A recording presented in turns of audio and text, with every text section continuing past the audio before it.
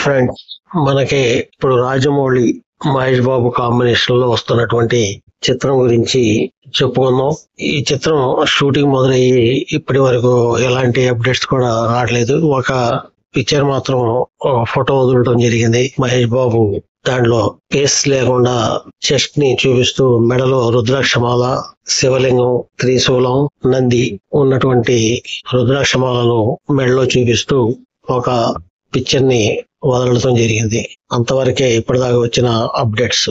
ఈ SSMB29 చిత్రం ఇప్పుడు కొత్తగా వచ్చిన న్యూస్ ఏంటంటే 50 కోట్లతో వారణాసి సెట్ వేస్తున్నారట మన రాంబుజీ ఫిల్మ్ సిటీలో. మరి ఈ సెట్ ఎందుకు వేస్తున్నారంటే ఎక్కువ శాతం స్టోరీ వారణాసిలోనే జరుగుద్దంట ఈ మూవీ స్టోరీ. మరి అక్కడ షూటింగ్ చేయాలంటే వారణాసి వెళ్ళి ఖర్చు ఎక్కువ అవుద్ది, అభిమానుల తాకిడి ఎక్కువ ఉంటది, కంట్రోల్ చేయటం కష్టం అయిపోద్ది. అందుకని స్టూడియోలో చేసుకుంటే పర్ఫెక్ట్ అయిన లుక్ వస్తుందని రాజమౌళి ఐడియా అన్నమాట. ఈ వారణాసి సెట్ 50 కోట్లతో రామోజీ ఫిల్మ్ సిటీ లో వేస్తున్నారట. మళ్ళీ ఈ సినిమా పేరు కూడా కొత్తదే.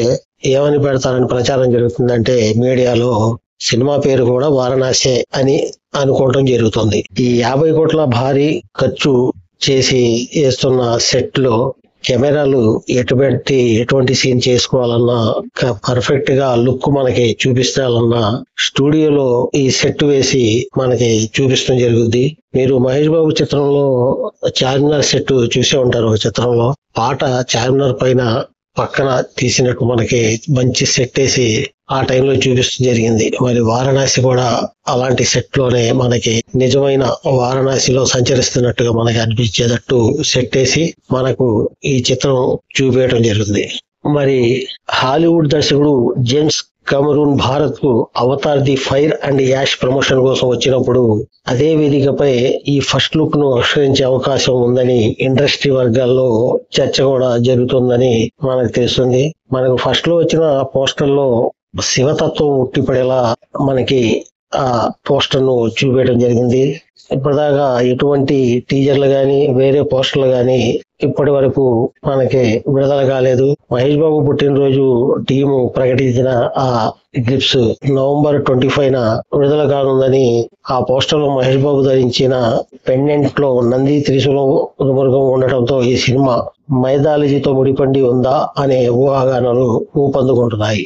ఇక మహేష్ బాబు పేసు అది November 25 మహేష్ బాబు పుట్టినరోజున చూపిస్తారని అభిమానులు అనుకుంటున్నారు.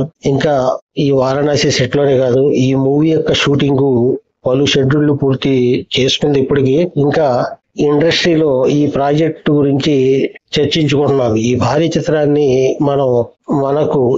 చిత్రాన్ని ప్రపంచ వ్యాప్తంగా చాలా దేశాల్లో చిత్రీకరిస్తారని మనకు తెలుస్తుంది.